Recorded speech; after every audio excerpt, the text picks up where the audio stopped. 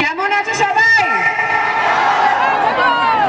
প্রথমেই আমি বলি যে আমি জানি না কটা থেকে প্রোগ্রাম স্টার্ট হয়েছে এখানে, কিন্তু সারাটা রাস্তায় কলকাতা থেকে অনেকটা দূরত্ব।